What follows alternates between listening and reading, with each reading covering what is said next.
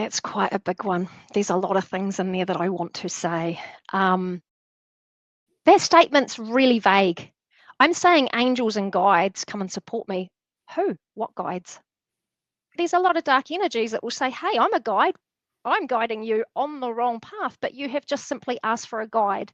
And there's a lot of other things that I know everybody think the earth is so lovely, but believe me, there is a lot of unhappiness or things that have kind of transpired from the past, and they are not supportive. So that, and there's even different angels. There's the angel of death. There is other angels. There's fallen angels. Like it's not specific.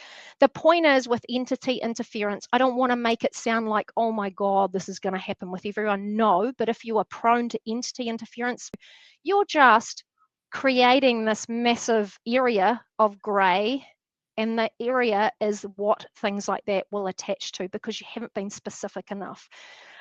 I see a lot of people and they'll say scriptures for evoking things, or I see people when they get worried about entity interference, they have this big script that they read and say, light, please come and protect me. And it's all kind of fear-based. And it's almost like how I said before, you turn up to the spiritual, you are powerful, you're asking for directly what you need. You be very clear and specific about what you're asking for. The other problem with that statement is you're basically saying, hey guides, hey angels, wherever you are, please come and support me, as if you are not the powerful source that this guidance runs through. We all have specific guidance for us, right? That's really important. So you're actually asking yourself, you are not asking the universe to answer. I see people doing this all the time and they're waiting for these signs, and then there's a number, and then there's something else. And these are pathways for manifesting things that can misalign very, very easily.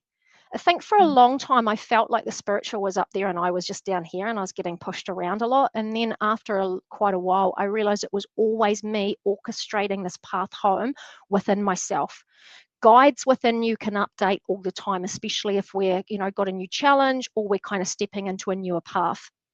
These are things that I'll always do for you in the healing sessions. I will be releasing guidance that is non-serving and updating, right? So there's also specific guides that are more qualified to answer a question. Sometimes I feel like people turn up to their guidance and they just start asking all these questions. It's like dating. You wouldn't do that of somebody. You would get to know their energetics and how they answer first.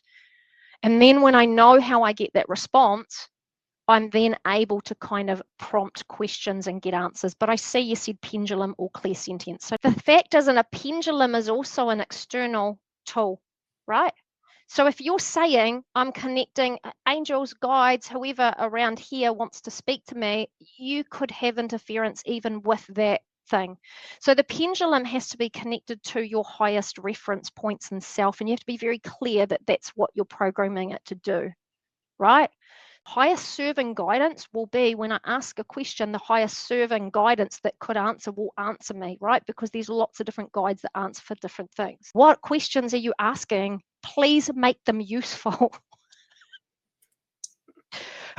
Please don't just be playing, because I know I did that for a long time. I just played with all these things and sometimes they weren't, I don't know. I just feel like you can kind of get this backlog of almost building up with all of these questions that are not really serving the direction that I really want to go in. Honestly, anything you want to create, you'd be really specific, really, really specific. It's like I am kind of taking out all the possibilities of where things could kind of just be grey area or feed in, because it's really important to be very clear about what we want to create. It's like we're always calling ourselves home to ourselves. We're always in our highest form creating, right? And again, I'm always releasing non-serving guidance. So that's kind of been done through the healing sessions in the past. So it's kind of like, hey, I trust myself. I have all the knowledge within me. I don't need to look externally. But when I set these intentions to manifest and who else do I need for support, it's almost like everything has to be created in the spiritual before it's created in the physical. So you will create a lot of those alignments with kind of doing what you need, and then they start to show up.